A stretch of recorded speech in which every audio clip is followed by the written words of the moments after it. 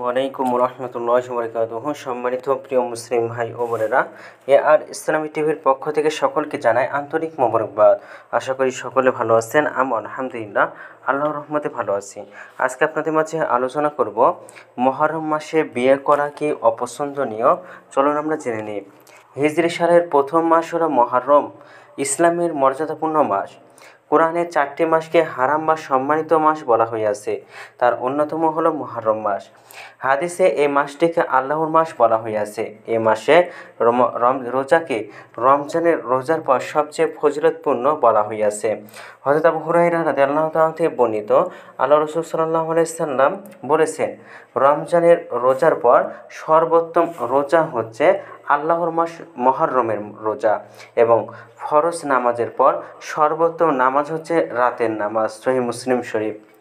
মুহররম মাসে যেহেতু আল্লাহ রাসূল সাল্লাল্লাহু আলাইহি সাল্লাম দৈহিক হযরত হুসাইন রাদিয়াল্লাহু আনহুর মর্মান্তিকভাবে শাহাদাত বরণ করেছিলেন, তাই আমাদের দেশে অনেকে মনে করেন যে মুহররম মাস বিয়ের জন্য অশুভ এবং মুহররম মাসে কেউ বিয়ে করলে তাদের সংসার টিকবে না বা সুখের হবে না ইত্যাদি।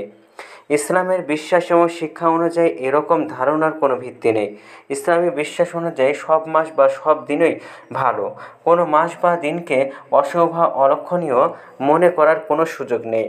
ভালো এবং বৈধ কাজ যে কোনো দিন করলে আল্লাহ তাতে কল্যাণ দান করতে পারেন। আল্লাহ রাসূল সাল্লাল্লাহু আলাইহি সাল্লাম সময়কে মন্দ বলতে বা গালি দিতে নিষেধ করতে বলেছেন। তোমরা কেউ যেন সময়কে গালি না দাও, কারণ আল্লাহর সময়। সহিহ মুসলিম শরীফ। অর্থাৎ সময়ের স্রষ্টা এবং নিয়ন্ত্রণ আল্লাহ নিজেই। যা হয় আল্লাহর ইচ্ছায় হয়। সময় অশুভ হয় না বা সময়ের কোনো ক্ষমতাও নেই। অলক্ষণে বিশ্বাস করাকে হাদিসে শিরক বলা হইয়াছে। আব্দুল্লাহ ইবনে মাসউদ রাদিয়াল্লাহু তাআলা আনহু হতে বর্ণিত, আল্লাহ রাসূল সাল্লাল্লাহু আলাইহি সাল্লাম বলেন, কোনো কিছুকে অলক্ষণীয় মনে করা শিরক, কোনো কিছুকে অশুভ মনে করা শিরক, কোনো কিছুকে কুলক্ষণ মনে করা শিরক। আমাদের মধ্যে এমন কেউ নেই যার মনে কুধারণা জন্মে না, তবে আল্লাহর উপর ভরসার মাধ্যমে আল্লাহ তা দূর করে দেন। সুনান ইবনে আবু দাউদ।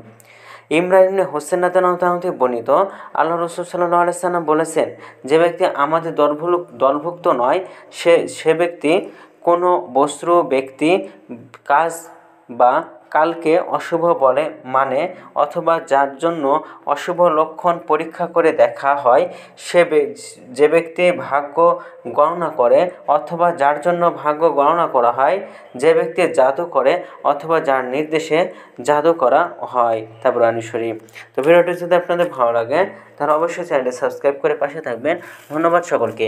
আসসালামু আলাইকুম ওয়া রাহমাতুল্লাহি ওয়া বারাকাতুহু।